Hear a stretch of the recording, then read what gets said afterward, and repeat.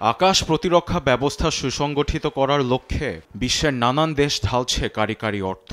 সেই পথে হাঁটতে গিয়ে কপালে দুশ্চিন্তার ছাপ পড়েছে ভারত সরকারের। সম্পর্ক রক্ষার্থে যুক্তরাষ্ট্রের দিকে ঝুঁকবে নাকি অর্থ বাঁচাতে রাশিয়ার বিমান কিনবে, এ নিয়ে বিপাকে পড়েছে মোদি প্রশাসন, এমনটি বলছে ব্রিটিশ গণমাধ্যম বিবিসি।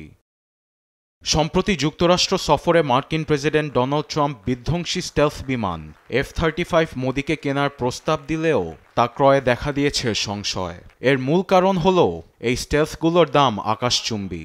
সর্বনিম্ন ভ্যারিয়েন্টের দাম শুরু হয় $80 মিলিয়ন থেকে। একই সঙ্গে অতিরিক্ত মেরামত খরচসহ আছে পাইলট প্রশিক্ষণের জটিলতা। অন্যদিকে রাশিয়ার স্টেলথ যুদ্ধবিমান সুখোই Su-57 যুক্তরাষ্ট্রের F-35 থেকে অর্ধেক দামে কেনা গেলেও প্রতিরক্ষা বিশেষজ্ঞরা বলছে দুয়ের লড়াই হবে হাড্ডাহাড্ডি। তবে রাশিয়ার বিমানটি কিনলে যুক্তরাষ্ট্র বিষয়টি ভালোভাবে মেনে নিবে না বলে মনে করেন অনেকেই। শুধু বন্ধুত্বের প্রতীক হিসেবে ওয়াশিংটনের F-35 কিনতে মোদি সরকার অর্থ ঢালবে না বলে অভিমত কার্নিয়েজ এন্ডোমেন্ট ফর ইন্টারন্যাশনাল পিসের সিনিয়র ফেলো অ্যাশলি টেলিসের।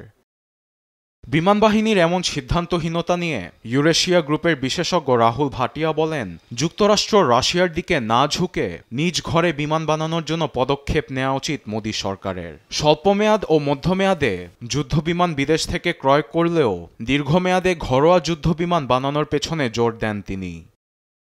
বিবিসি বলছে, এমন পরিস্থিতিতে নিজ মাটিতে যুদ্ধবিমান advanced medium combat aircraft AMCA বানানোর উদ্যোগ নিয়েছে ভারত। তবে তিনটি প্রধান বাধার জন্য ঘরের উদ্যোগ কাজে আসছে না ভারতের: অর্থায়ন, কৌশলগত সমন্বয়ের অভাব ও বিদেশি যুদ্ধ বিমানগুলোর উপর নির্ভরতা।